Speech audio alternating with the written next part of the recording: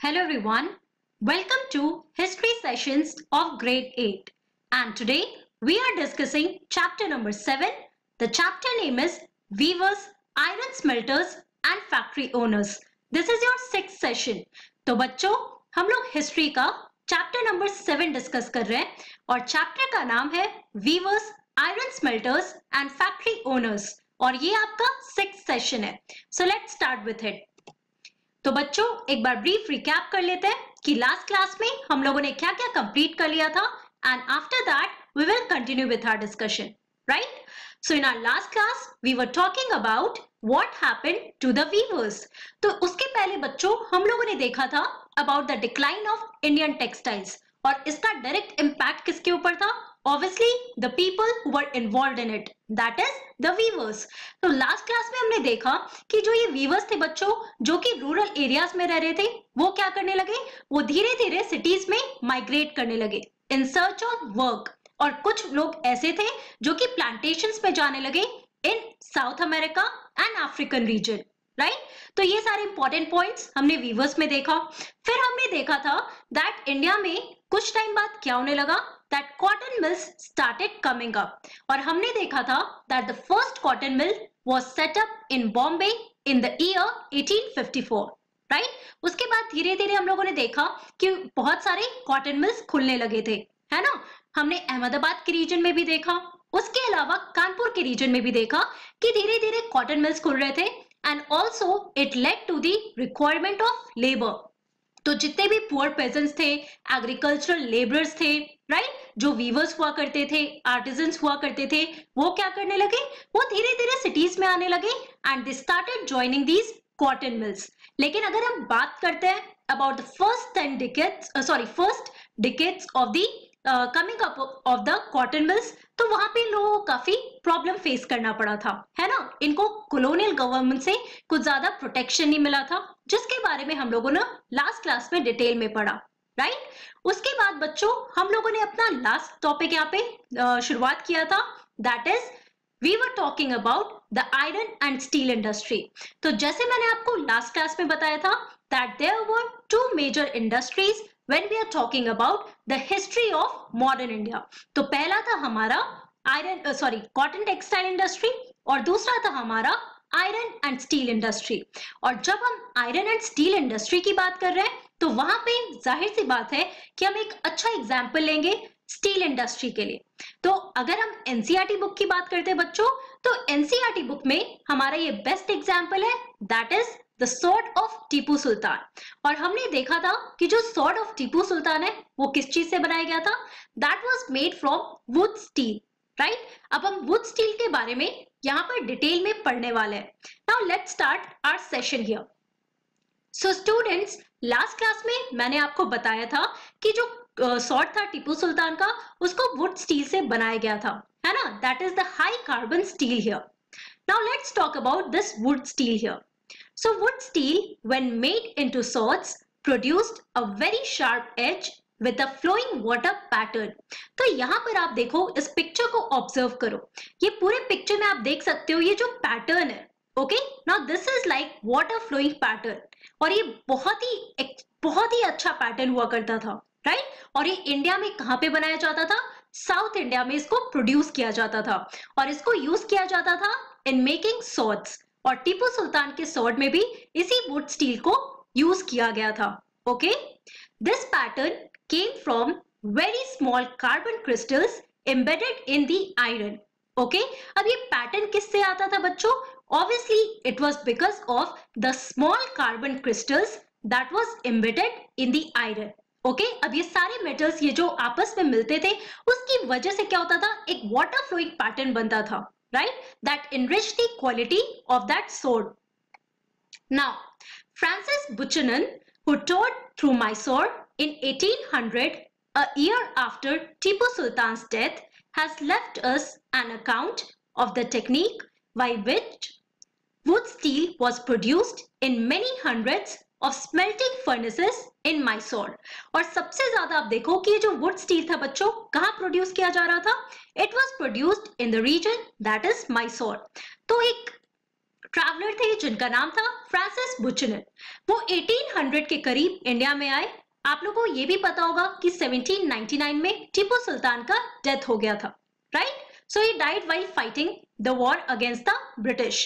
सो उसके बाद क्या हुआ, एक साल बाद ये इंडिया में आते हैं और इन्होंने बहुत ही अच्छे तरीके से पूरा वो टेक्निक देखा, वो ऑब्जर्व किया जिस तरीके से वुड स्टील को बनाया जाता है, राइट? सो अब हम इसके बारे में पढ़ने वाले हैं। यहाँ पे आप ये टर्म देख रहे हो, दैट इज स्मेल्टिंग। और स्मेल्टिंग के बारे में आप लोगों ने ऑलरेडी ज्योग्राफी में भी पढ़ा है। तो स्मेल्टिंग क्या होता है बच्चों? Now this is a process through which a metal is obtained from a rock और द सॉइल, और इसको क्या किया जाता है, बहुत ही हाई टेम्परेचर पे हीट किया जाता है in order to get the metal, और उस मेटल से फिर क्या होता है, नए प्रोडक्ट बनाए जाते हैं। ओके, अब ये स्मेल्टिंग फर्नेसेस में क्या होता था, तो हम ये पूरा प्रोसीजर देखने वाले हैं कि किस तरीके से वुड स्टील को बनाया जाता था। So in these furnaces iron was mixed with charcoal and put inside small clay pots. अब यहाँ पे आप ये जो पिक्चर देख रहे हो बच्चों, now this is the picture of the smelting furnaces. तो इसमें होता क्या था कि क्ले पॉट में क्या होता था, आयरन को चारकोल के साथ मिक्स किया जाता था और उसको फिर हाई टेम्परेचर में हीट किया जाता था। So through an intricate control of the temperatures the smelters produced steel ingots that were used for sword making. तो यहाँ पे आप देखो कि जो चारकोल और इसको आयरन को मिक्स किया गया है, उसको एक टेम्परेचर पे हीट किया जाता था, राइट? और उसी से प्रोड्यूस होता था स्टील। और वो स्टील किस चीज में यूज होता था बच्चों? Now that steel was used for sword making. Okay, now this is looking like a simple process, लेकिन इसमें बहुत ज्यादा लेबर रिक्वायर्ड था। ऑल्सो एक सही टेम्परेचर पे इसको हीट किया जाता था। ओके, तो ये सारी चीजों को ध्यान में रखना पड़ता था उस टाइम पे while making the wood steel here. Okay, now it was not just famous in India but also in West and Central Asia too. Woods is an anglicized version of the Kannada word that is ukku. Telugu में हम क्या कहते हैं, हुक्कू, and Tamil and Malayalam में हम कहते हैं उरुकू। और इन सब का मतलब क्या होता है, वुड्स का, या फिर एक कन्नड़ में जो हम इसे उक्कू कहते हैं या फिर उरुक्कू जो हम कहते हैं बच्चों, इन सब का एक ही मतलब है, that is steel. Okay, now this is an important point that you must keep in mind here. Now Indian would steel fascinated European scientist. अब आप देख सकते हो कि स्टील इतना ही ज्यादा अच्छा था एंड इतना अमेजिंग था that people all over the world they were really amazed with the work of this wood steel.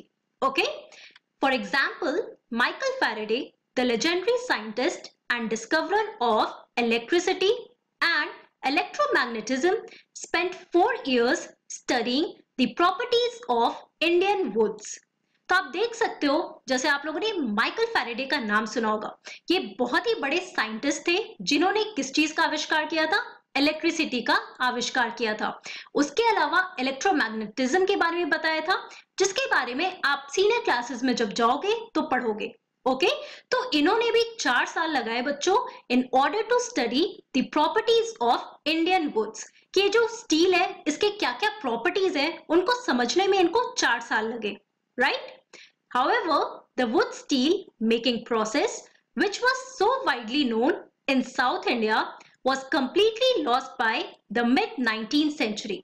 अगर हम mid-19th century की बात करते हैं, that is after 1850s, तो यहाँ पे आप देखो कि एक टाइम था जब साउथ इंडिया में बहुत ही ज्यादा क्वांटिटी में इसको प्रोड्यूस किया जाता था, लेकिन ये प्रोसेस जो था वो धीरे धीरे डिक्लाइन होने लगा after mid-19th century. Okay? Now, let's talk about our next subtopic here, that is abandoned furnaces in village. तो हम लोगों ने smelting furnaces के बारे में पढ़ा जहाँ पे wood steel को प्रोड्यूस किया जाता था, राइट? वो पूरे प्रोसेस को हम लोगों ने समझने की कोशिश की। यहाँ पे आप ये पिक्चर देख सकते हो। Now this is the picture of the smelting furnaces in Bihar. Okay? Production of wood steel required a highly specialized technique of refining iron. सबसे इंपॉर्टेंट चीज क्या था बच्चों, that they need to have the specialised technique of refining iron, right? But iron smelting in India was extremely common till the end of 19th century. अब 19th century के end तक क्या होने लगा कि आयरन स्मेल्टिंग का जो process था कि you have to heat the metal, heat the rock in order to get the metal, right? So basically ये पूरा जो प्रोसेस था ये काफी कॉमन होने लगा by the time we are talking in late 1880s or 1890s, right?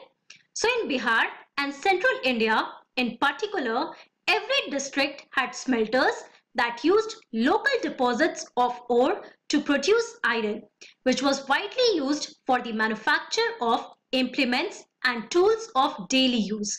एक तरफ हम लोगों ने टीपू सुल्तान के सॉर्ट के बारे में पढ़ा, उसके बाद की अगर हम बात करते हैं बच्चों तो सेंट्रल इंडिया में और बिहार के रीजन में सबसे ज्यादा आप देखोगे कि हर एक डिस्ट्रिक्ट में बहुत सारे स्मेल्टर्स थे, राइट?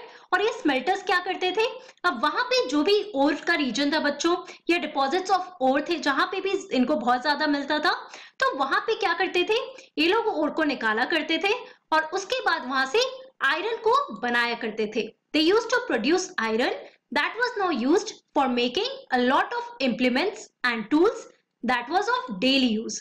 मतलब डेली यूज के लिए जो भी इम्प्लीमेंट्स या टूल्स का उनको जरूरत पड़ता था वो सारी चीजों को आयरन से बनाया जाने लगा.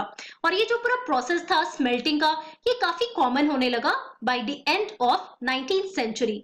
जैसे यहाँ पे आप इस पिक्चर में देख सकते हो कि हर एक रीजन में आप देखोगे, हर एक डिस्ट्रिक्ट में आप देखोगे कि बहुत ज्यादा फर्नेसेस थे जहां पे ये पूरा आयरन स्मेल्टिंग का काम किया जाता था. Okay, The furnaces were most built of clay and sun-dried bricks. और ये आप देख सकते हो कि जो furnaces थे बच्चों ये बेसिकली किस चीज से बनाया जाता था, इसको clay से बनाया जाता था, नहीं तो sun-dried brick से बनाया जाता था. The smelting was done by men while women worked the bellows. Okay? So basically आप देखो कि main work जो smelting का था वो कौन करता था? That was done by men there. Okay? By the late 19th century, however, the craft of iron smelting was in decline. अगर हम late 19th century की बात कर रहे हैं तो यहाँ पे आप देखो कि iron smelting का जो काम था बच्चों वो धीरे धीरे decline होने लगा. Okay? In most villages, furnaces fell into disuse and the amount of iron produced came down. अब धीरे धीरे क्या हो रहा था कि जितने भी ये फर्नेसेस थे जहां पे आयरन स्मेल्टिंग का काम हो रहा था वो धीरे धीरे डिसयूज होने लगा, उसका मतलब यूजलेस होने लगा. एंड ऑल्सो जो भी आयरन प्रोड्यूस हो रहा था उस टाइम पे जितनी क्वांटिटी में प्रोड्यूस किया जा रहा था वो भी धीरे धीरे कम होने लगा. अब इसका रीजन क्या था? So one reason was the new forest laws implemented by the colonial government. Right, अब कॉलोनियल गवर्नमेंट ने न्यू फॉरेस्ट लॉज इंप्लीमेंट करने लगे जिसकी वजह से इसका इंपैक्ट पड़ने लगा आयरन स्मेल्टर्स के ऊपर. So in some areas the government did grant access to the forest. अब कुछ एरियाज में क्या हुआ था कि उनको एक्सेस मिला फॉरेस्ट जाने के लिए, वहां से वो वुड उठा सकते थे या जो भी चीजें उनको जरूरत होती थी in order for the smelting process, right? But the iron smelters, they had to pay a very high tax to the forest department for every furnace they used. अब यहाँ पे आप देखो कि जो आयरन स्मेल्टर्स थे उनको इसके बदले क्या करना पड़ता था, उनको बहुत ही ज्यादा टैक्स देना पड़ता था. Now tax could be in the form of money.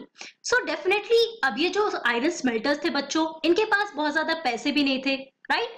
और इसकी वजह से वो फॉरेस्ट में फिर नहीं जाने लगे और जितने भी फर्नेसेस थे they were becoming useless, right? Now this reduced their income. As a result of this what happened कि उनका income धीरे धीरे कमने लगा. It also led to the decline of the iron or the quantity of iron that was being produced earlier. Moreover, by the late 19th century, iron and steel was being imported from Britain. अगर हम late 19th century की बात करते हैं तो यहाँ पे आप देखो कि दूसरा कंपटीशन आ गया, दैट इज ब्रिटेन, राइट? अब ब्रिटेन से पहले तो कॉटन टेक्सटाइल्स आ रहे थे, कॉटन प्रोडक्ट्स आ रहे थे, अब वहां से आप देखो कि आयरन और स्टील को भी इंपोर्ट किया जाने लगा. So iron Smiths in India began using the imported iron to manufacture utensils and implements. अब यहाँ पे जो आयरन स्मिथ से बच्चों वो भी धीरे धीरे क्या करने लगे, वो भी इंपोर्टेड जो आयरन एंड स्टील थे ब्रिटेन से उनको यूज करने लगे in order to manufacture the implements or the tools for daily use, right? by the early 20th century, the artisans producing iron and steel faced a new competition. Now, ये जितने भी आपके artisans जो इस work में लगे हुए थे, अब उनको competition face करना पड़ा, obviously from whom? From these people. Okay? तो बच्चों आज की क्लास में हम लोगों ने क्या पढ़ा? In today's class we discussed about wood steel और हम लोगों ने पूरा प्रोसेस देखा कि किस तरीके से इस स्टील को प्रोड्यूस किया जाता था, राइट? उसके बाद हम लोगों ने पढ़ा अबाउट द अबैंडन्ड विलेजेस जहां पे हम लोगों ने फर्नेसेस के बारे में पढ़ा and also how the furnaces they were in decline and also the quantity of iron that was being produced earlier it also came down because of the new forest laws that was implemented by the colonial government. तो ये सारे important points है बच्चों जो आपको याद रखना होगा यहाँ पर. Okay? अब बच्चों in our next session we are going to talk about TISCO that is also related to the iron and steel industry. So that's all for today. Thank you very much. Have a nice day.